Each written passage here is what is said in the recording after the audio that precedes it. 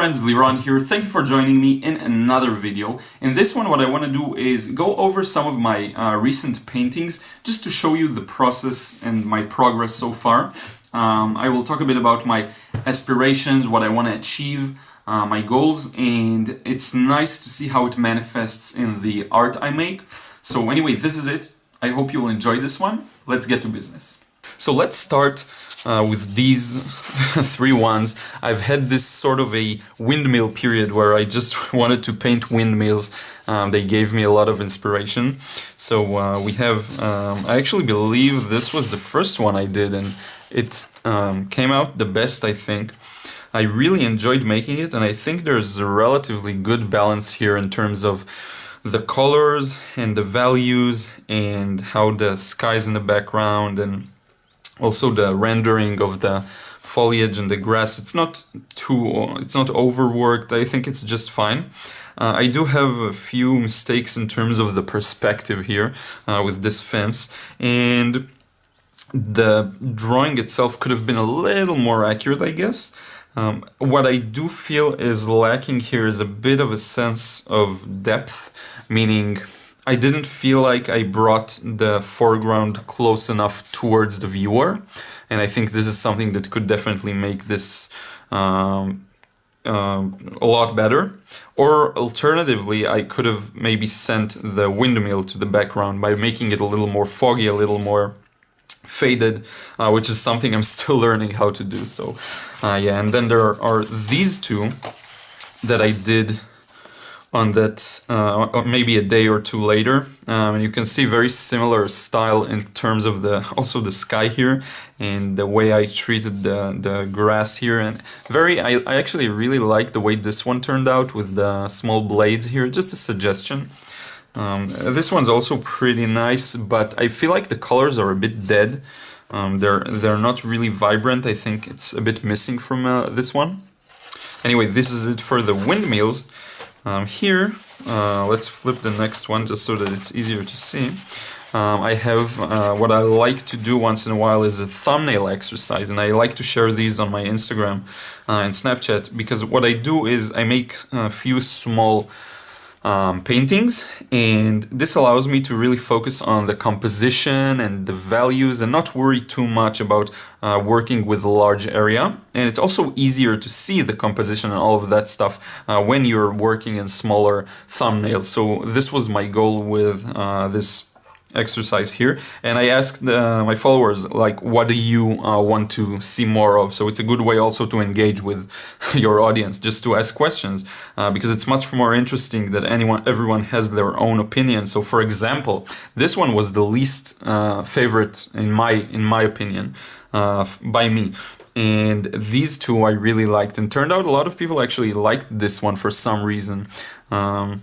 I don't know, it just feels like there's not enough of a difference between these two layers, and this one is a bit overworked. You can still see the texture. Not that it's supposed to be perfect, it's just a thumbnail exercise, but still, this one turned out really, really well, and I later on developed it for the video that's in the channel.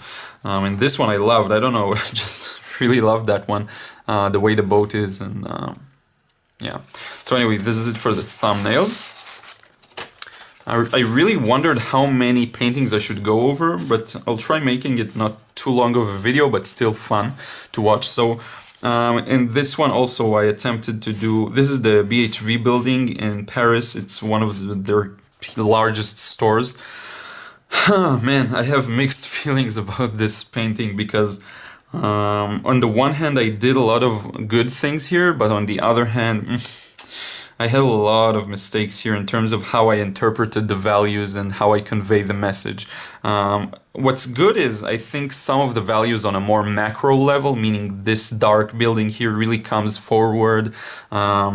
This one, maybe I could have darkened this area a little more. Also, I think it's just not interesting enough in terms of the paint itself, and you can see how it became really grainy. Maybe I haven't done the mixes really well. Here I tried suggesting the details, instead I stated them. It's something nice that I took from Joseph Zbukvich's book. He says don't state, suggest, which is really important. And here I feel like I just stated. I made a lot of mistakes also here. Overall, it has like a nice composition and the values, but once I got to the second layer, I kind of messed up a lot of things. But you know, you learn. Actually two more thumbnail exercises, and this is good. I wanted to show them together, and there's a good reason for that. So let's start with this one. So I just wanted to show you how sometimes these exercises, the reason you do them is because you really can mess them up pretty badly. Like this one is really, I think, bad, except from this one that has some potential. This one is this one is a little messy. This bottom one is I just got lost in the shadow and I just lost my patience, and so you can really like royally mess them up, but sometimes you get them right, and this is a good example of that. Really nice for thumbnails. This one is my favorite, I think, because it's just good. I think just did a good job with it. This one, a lot of people liked it. I don't know, I didn't really feel it. This one also a lot of people liked. And this one also, the thing that I think made this one really good in my opinion is just the large range of values. So you can see here that there's all of the lights, like I preserved some highlights here and there on the roof, but also there's the darkest areas here in the background on the door. So I think this one is really a home run for me in terms of, you know, just a thumbnail. Of course, the composition is not so good. It's just straight in the middle, and you know, there's not enough spacing. But I just wanted to practice on one object in this instance. So anyway, this is another example for thumbnail exercise. I do a lot of them. This one I like. It's just a simple landscape that I saw. Now, those simple landscapes are so... it's like it deludes you that it's going to be simple, and then it ends up being really complicated sometimes. Let me zoom in a bit. The paintings from this point on are a little smaller, so I can zoom in. So what I really like about this one is first the layers here. I think I did a good job with the background, sending it to the back, bringing the foreground to the front. I think this is a bit overworked, this area. I didn't suggest the details on the road here pretty well. You can barely see it's a road. It's like a few trucks, but it's not clear enough. And I think also the grass here, I kind of blended it here and here, but left it really sharp on this spot. I think it actually can create an interesting effect, just not sure about this one specifically. This one was nice. I think it's a perfect example of a painting I really focused on and I really tried planning for, and like really doing all the preparatory work and value study, and it just didn't quite turn out the way I wanted it to. I think the colors could have been better here. The values are pretty okay. I think this area, this arch should have been arc, I'm not sure, arc should have been a bit lighter. Just this thin strip here should have been lighter. But overall, I think it looks good. I mean, I'm not really disappointed at it. Also here, this stripe, it's a bit too exaggerated because at some point I realized that the sky is not dark enough and I just darkened it afterwards, and this is what happened. This one, it's funny, I just sort of wanted to do a value study in black and white, and I got this blue spot here that was from a paint laying on the palette. I think this one is cool. I mean, it's not, could have improved tons of stuff here. It didn't really control the washes really well, but yeah. I'm gonna try to pick up the pace because I don't want this video to be super long. It's like 8 minutes already, I think. Just a desert landscape. I like the clouds. I like what I did here, even though it's not really such a good. I don't think it's the best way to express the way they looked. I tried doing like just putting on some tape to get it to leave a highlight for the lightning. Nice work. I'm gonna go crazy over it. This is a train I did a few days ago. I liked how the fumes here, or the smoke coming out from the bottom. The composition, I think, for this one is really good actually, but the execution of how I painted it could have been better. This one I did, I think, yesterday, if I'm not mistaken. No, maybe more than before. So anyway, just a dark, rainy street. I'm really not sure. I think something here along this area kind of got messed up. I like the reflections. I think I did a good job with them, of the car as well. Something in the drawing wasn't sitting really, really perfectly. But still a nice one, I think. This is progress, I think. This one I just did with a few swipes of the brush, just a few strokes like that with a really fat brush. And I think I got it to look good. This one I really like. So when I have a hard time with landscapes, because what happens is, I'll talk about it maybe in a separate video, but drawing a full landscape, I find it much harder than drawing a specific object. And I see a lot of people focus on just one object. They can literally take this palette, open it, and just paint the way it looks. Or just paint, I don't know, something simple. But the thing is, if you want to create landscapes, there's so many skills that go into that. So when I feel frustrated or that I don't get the result I want, I take a break from landscapes for a while and just move on to drawing single objects. Really helps me get out of a rut. So this is a good example. Birds, it's the best subject, I think. If you're just beginning with watercolor, you can mess it up and it will still look good. I actually got these to look really good, I think. And I'll try selling them, not the originals, maybe I'll make them prints out of them. This one I really like. This one got some good responses on Reddit. I think I shared it. So yeah, this one also has, I heard people say it has like a naughty look, like it's gonna jump and do something. So I think I really like this one. This one I did yesterday. I had a few mistakes in it.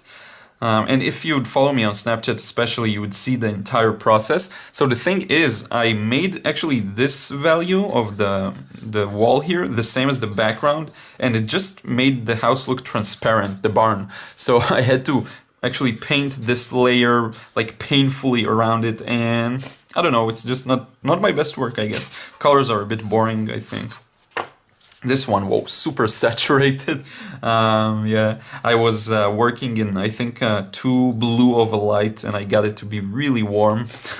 But yeah, I like this. I like the composition. I like the way I treated the background here. I like the foggy, misty area here on the mountain at the very back. And I think what this lacks in, and I'm not sure, I just feel like there's nothing really pulling you to the foreground.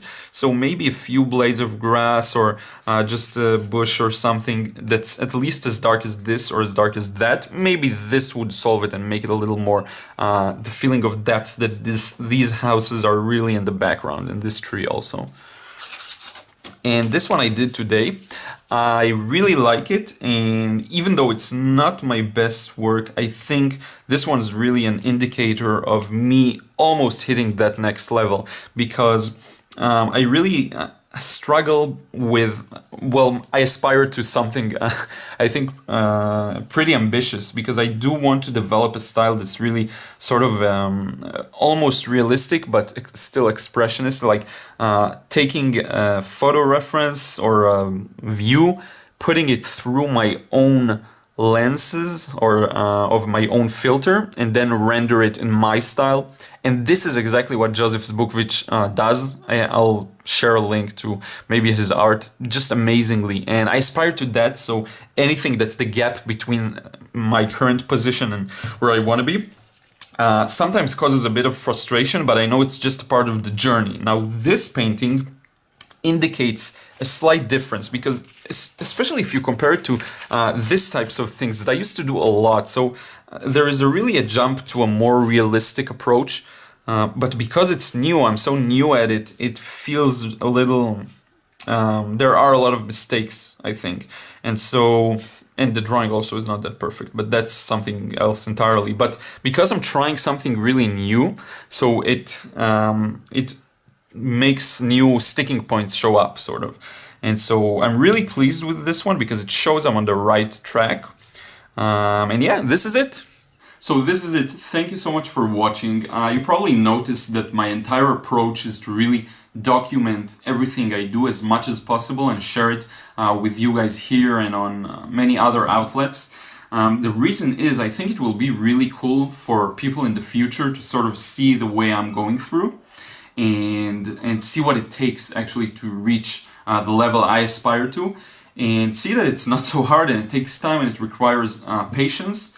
And aside from that, I think just documenting the entire journey is super beneficial for me, honestly, just to put my name out there.